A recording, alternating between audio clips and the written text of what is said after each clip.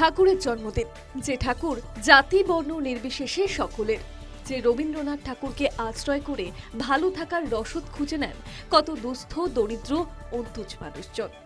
সবাইকে একসঙ্গে করে এদিন এভাবেই পথে নামলেন খড়দহের মনন ওয়েলফেয়ার সোসাইটি নামের একটি স্বেচ্ছাসেবী সংগঠন।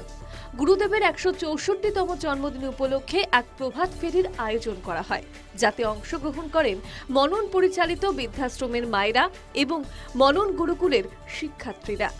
এভাবে সঙ্গীত, নৃত্য, আবৃত্তির মাধ্যমে তারা প্রদক্ষিণ করলেন অঞ্চলের বিভিন্ন পথ।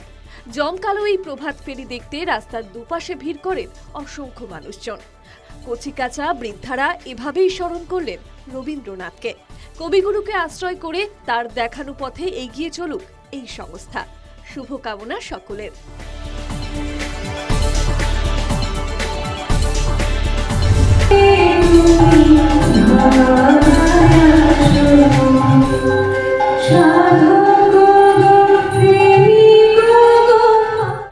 বৈশাখ বাঙালির মনের মণিকোঠায় থাকা একটি দিন, তাই রবীন্দ্রনাথ ঠাকুরের জন্মদিন উপলক্ষে পাড়ায় পাড়ায় এবং বেসরকারি ও সরকারি উদ্যোগে নানা অনুষ্ঠানের আয়োজন করা হয়, যেখানে কথায় গানে স্মরণ করা হয় রবি ঠাকুরকে।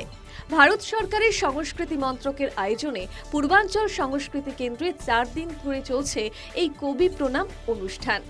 আমাদের মোবাইল রিপোর্টার কবি প্রণামের সেই দৃশ্যই দর্শকদের জন্য পাঠিয়েছেন।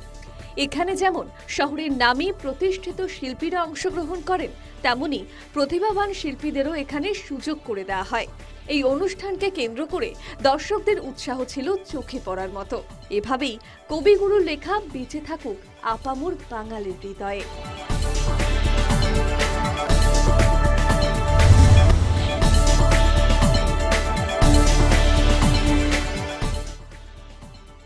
টেলিভিশনের পর্দায় এখন নজর দিলেই দেখা যায় শিক্ষাক্ষেত্রে নানা অনিয়ম, অভিযোগ ও হতাশার কথা। এতে মানসিকভাবে দুর্বল হয়ে পড়ার সম্ভাবনা থাকে ছাত্রছাত্রী, অভিভাবক থেকে শিক্ষকদেরও। তার মধ্যেই বেসরকারি শিক্ষাক্ষেত্রে চোখে পড়ছে নতুন নতুন পদক্ষেপও, যেমন এই খবরটি।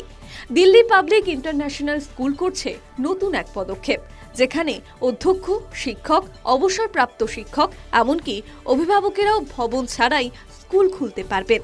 এবং ডিপিআইএস একটি স্কুল চেইন, যা পূর্ব অভিজ্ঞতা বা বড় বিনিয়োগ ছাড়া নতুন স্কুল করার সুযোগ দেবে। এদিন কলকাতার প্রেস ক্লাবে এক অনুষ্ঠানে ডিপিআইএস এর চেয়ারম্যান বিজয় পাওয়ার এবং সিইও রাজু গোপালন জানালেন বিভিন্ন সুযোগ সুবিধার কথা। অনুষ্ঠানে উপস্থিত ছিলেন গৌরব সিং, অজিত আগরওয়াল এবং বিনীত কামদার।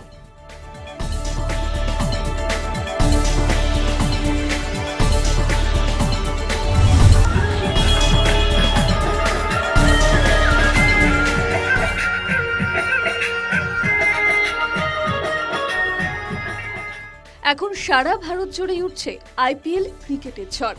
মাঝে মধ্যেই সেই ঝড়ের দাপট দেখা যাচ্ছে কলকাতার ইডেন গার্ডেনে। সেই খেলা দেখেই উৎসাহিত হয়ে জেলায় জেলায় আয়োজন করা হচ্ছে আইপিএল ধাঁচের ক্রিকেট টুর্নামেন্ট। 16টি দল নিয়ে তৈরি হওয়া এই টুর্নামেন্ট আয়োজন করেছিল পূর্বস্থলীর পারুলিয়া 7 স্টার ক্লাব। এক রাতের এই ক্রিকেটের উদ্বোধন হলো এই নৃত্যের এক অনুষ্ঠানের মাধ্যমে। এ যেন চিয়ার লিডার্সের এক বাংলা ভার্সন। অনুষ্ঠানের উদ্বোধন করেন এলাকার বিধায়ক তপন চট্টোপাধ্যায়। প্রচন্ড গরমে খেলায় যোগদান করেন অন্যান্য জেলার খেলোয়াড়রা। এক রাতের উপভোগ্য এই খেলা দেখতে ভিড় করেন প্রচুর দর্শক। খেলা শেষে বিজয়ী এবং রানার্স দলের হাতে লোভনীয় ট্রফি ও অর্থ তুলে দেন উপস্থিত বিশিষ্ট ব্যক্তিরা। দর্শকদের উৎসাহে আগামী দিনে আরো বড় করে এই সামার ক্রিকেট আয়োজন করা হবে বলে জানান উদ্যোক্তারা।